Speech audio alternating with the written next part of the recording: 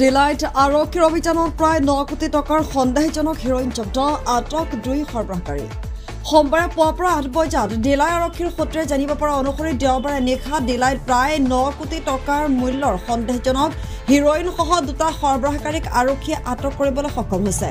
আৰক্ষীৰ সূত্ৰ অনুসৰি দেওবাৰে নিশা 8 বজাত অসম নাগালেণ্ড সীমান্তৰ 39 নং ৰাষ্ট্ৰীয় ঘাইপথৰ ডিলাই তিনিআলিত আৰক্ষীৰ নিয়মীয়া নাগা তালাচীত উদ্ধাৰ হয় এই বৃহৎ পৰিমাণৰ হেৰোইন ডিমাপুৰৰ পৰা মাঞ্চা অভিমুখে গৈ থকা MN07H0011 নম্বৰৰ নৈশ বাছত তালাচী চলাওঁতে কৌশলগতভাৱে বাছখনৰ ফুট ষ্টেপত লুকুৱাই অনা অৱস্থাত 100টা চাবোনৰ বাকচৰ পৰা 1 কেজি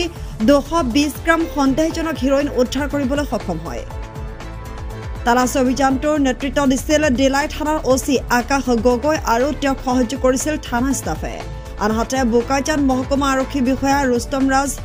ব্ৰহ্মৰ প্ৰত্যক্ষ তত্ত্বাৱধানত আৰু নিৰপেক্ষ সাক্ষীগণৰ সাক্ষাতে হেৰোইনখিনি জব্দ কৰা হয় হেৰোইনখিনি সৰবৰাহৰ লগত জড়িত মণিপুৰৰ আমিৰ খান বয়স 34 বছৰ আৰু হেণ্ডিমেন